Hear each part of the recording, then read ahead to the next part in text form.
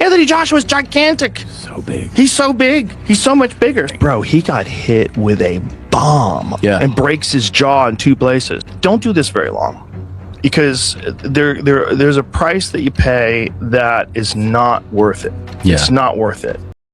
Jake Paul was knocked out, and with that moment, the illusion finally collapsed. For many watching, it didn't just look like a loss. It looked like the end of a career. The kind of ending boxing doesn't announce loudly, but confirms through damage. All it takes is one punch to completely ruin your life. Jake Paul didn't announce retirement. Boxing forced it on him the only way it ever tells the truth, by inflicting real consequences. December 19, 2025. CASA Center, Miami. Live on Netflix. Marketed as real heavyweight boxing, with real rules and real risk. And that mattered. Because once Anthony Joshua dropped him again and again, breaking his jaw in 2 places, retirement stopped being a rumor. It became the only logical outcome left. Ultimately, the big win for him would be that he was even willing to do it, and that he could do well for a little bit. Yeah, and then eventually just deal with the fact that Anthony Joshua is going to connect with a bomb and breaks his jaw. Anthony Joshua knocked him down 4 times. Twice in the 5th round. Twice again in the 6th. This was not a flash knockdown. Not a lucky punch. This was systematic damage. A fighter being dismantled under pressure, round by round, until the referee had no option but to step in. Retirement stops being a punchline when a fighter can no longer protect himself. Style that would align with a ring that size, a negative style as we mentioned. It really comes down to the fan interest. Jake Paul is on a 2-fight stretch coming into this one, which really put his reputation on the line. Then came the injury that permanently shifted the conversation. A confirmed double broken jaw, fractured on both sides.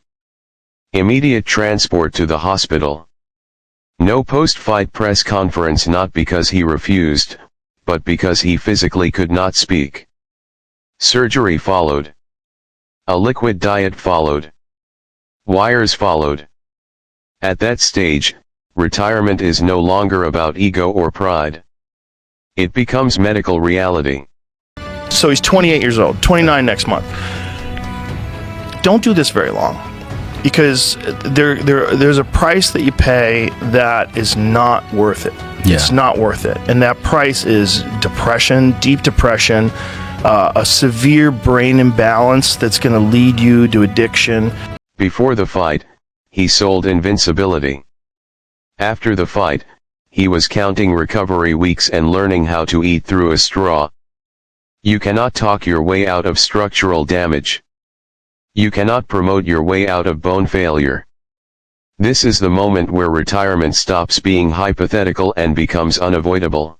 300 million plus in his boxing career. How old is Jake Paul? He'll be 29 in Look at that. So he's 28 years old, 29 next month.